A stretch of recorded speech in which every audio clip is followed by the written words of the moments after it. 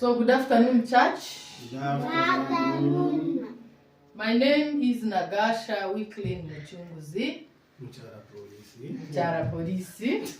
and I am going to take the reading from the book of Romans, chapter 3, verse 1 to 19. Chapter 3 of Romans, verse 1 to 19. Have the Jews then any advantage over the Gentiles? Or is there any value in being circumcised? Much indeed, in every way. In the first place, God trusted his message to the Jews. But what if some of them were not faithful?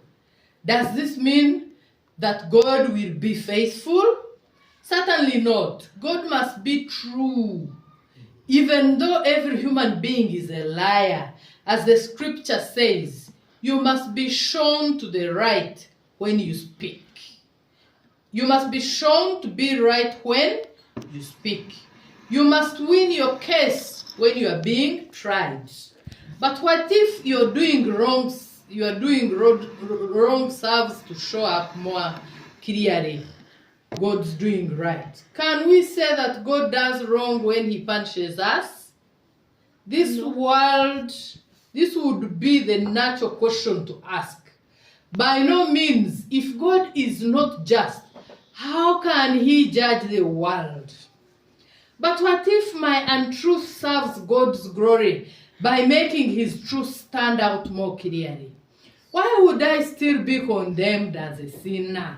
Why not say then, let us do evil so that good may come?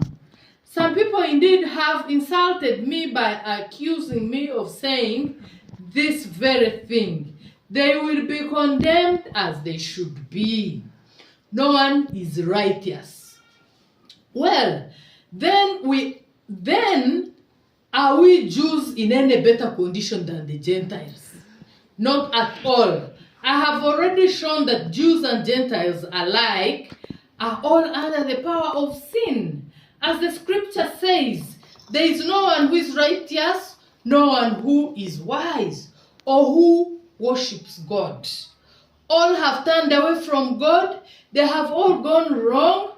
No one does what is right, not even one. Their words are full of deadly deceit. Wicked lies roll off their tongues, and dangerous threats like snakes' poison from their lips.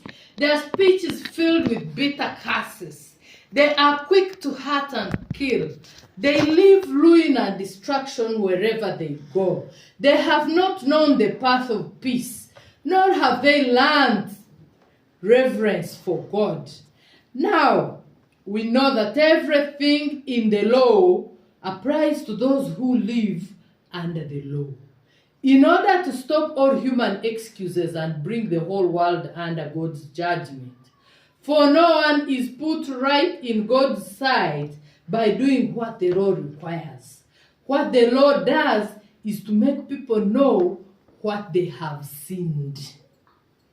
That marks the end of today's reading.